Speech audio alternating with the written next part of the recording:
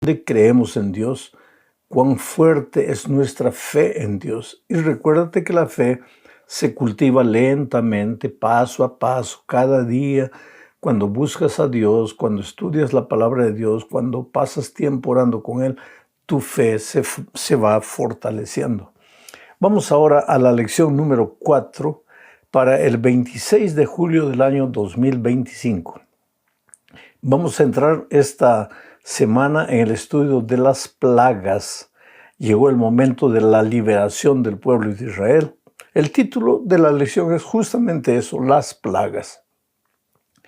Y el propósito de la lección es mostrar que cuando Dios habla y el ser humano se endurece, no hace caso, no obedece, Dios permite que las adversidades propias de la vida lo lleven a reflexionar. Solo que muchas veces cuando el rebelde reflexiona ya es muy tarde, ya es demasiado tarde para volver atrás y tiene que enfrentar las consecuencias de su terquedad, de su desobediencia. Bueno, vamos al estudio de la primera parte bajo el subtítulo de Dios versus los dioses. Y esto es interesante, querido. Esta es la clave. Yo creo que este es el pensamiento clave de toda la Biblia. La Biblia tiene muchas historias. Por cada una de esas historias está el conflicto entre el bien y el mal. Está el conflicto entre Cristo y Satanás. El mundo, el universo entero sería perfecto si en el corazón de Lucifer no hubiera brotado la idea de ser igual a Dios, de sacar a Dios del trono, de colocarse Él en el lugar de Dios, de recibir la adoración que solo Dios merece, pero Lucifer pensó que esa adoración podía ser para Él. Desde aquel día y desde el cielo se trabó una lucha, un conflicto.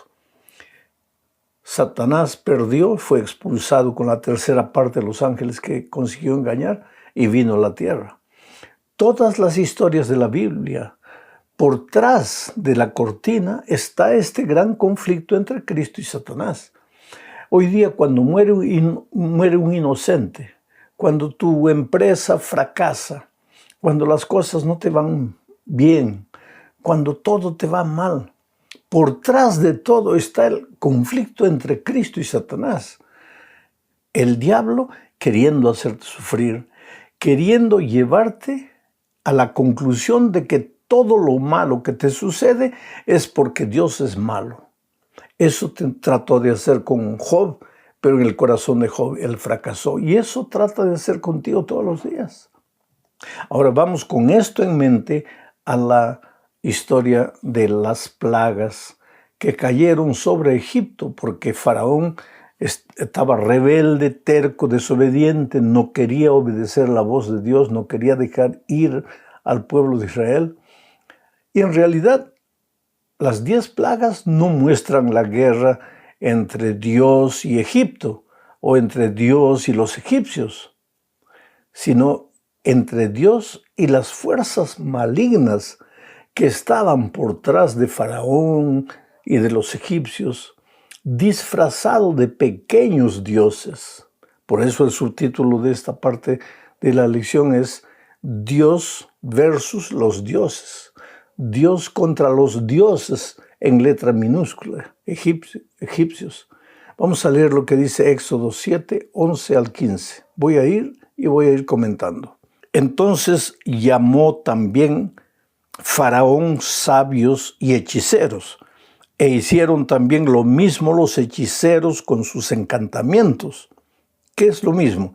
Lo que habían hecho Moisés y Aarón.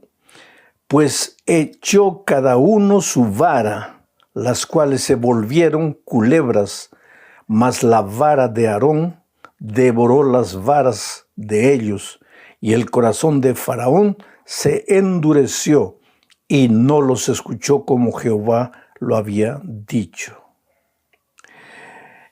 Había un dios egipcio llamado Udayet. Tenía cara de culebra. Y es interesante que en el bastón que expresaba el poder de Faraón, la cabeza era la cabeza de culebra. Y los egipcios pensaban que ese era un Dios. Y los egipcios pensaban que ese Dios llevaría a Faraón cuando muriese, lo guiaría a su eterno destino. Eso es lo que pensaban los egipcios. Adoraban de cierta manera a las culebras y temían a la culebra que estaba en la vara de Faraón.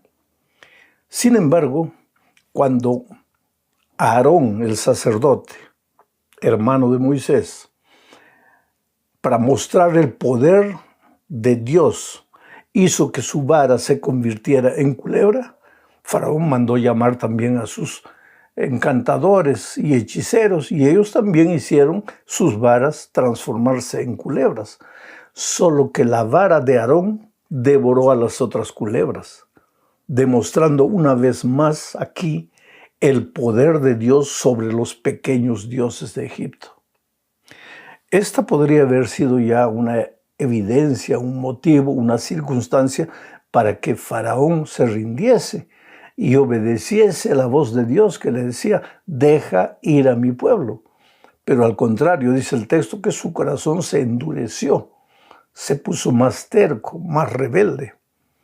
Ahora pasamos a la segunda parte del estudio bajo el título de ¿Quién endureció el corazón de Faraón? Este asunto ya lo expliqué en una lección pasada, pero lo voy a volver a explicar. ¿Quién endureció el corazón de Faraón? Porque, mira, en la Biblia hay 3 frases, en el libro de Éxodo, hay 3 frases que se repiten. La primera frase es, Faraón endureció su propio corazón. Y eso está en Éxodo 8:15 y 8:32. Faraón endureció su propio corazón. Pero hay otra frase, el corazón de Faraón se endureció, como si el corazón solito se pudiese endurecer, que no tuviese nada que ver con Faraón.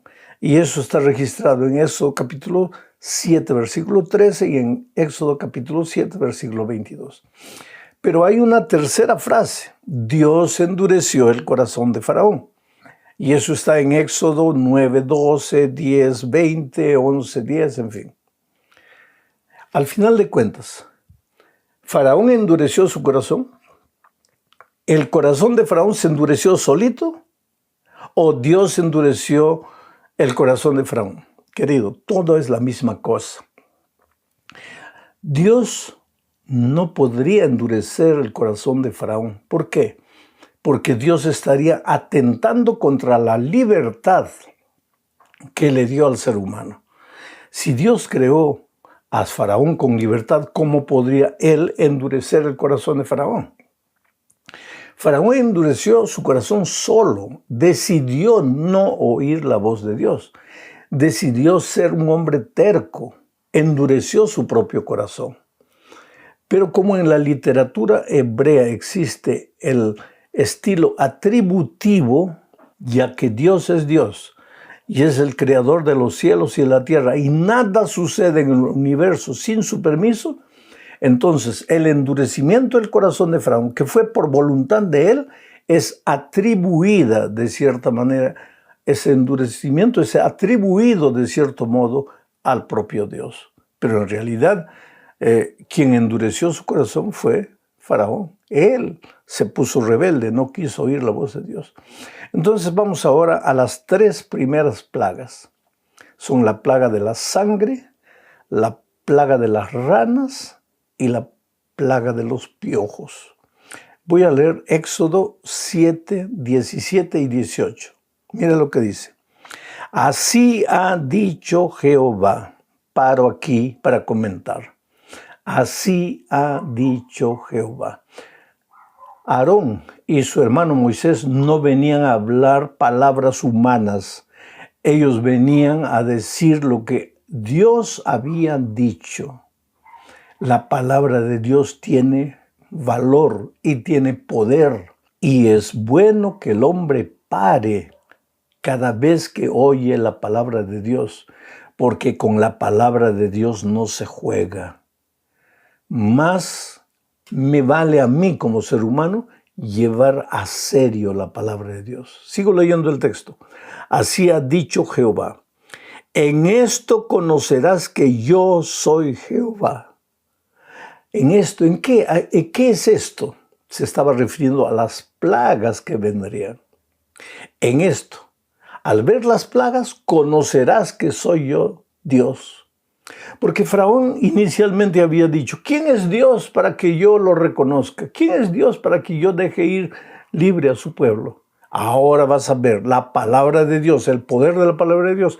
Y en esto conocerás que yo soy Jehová, dice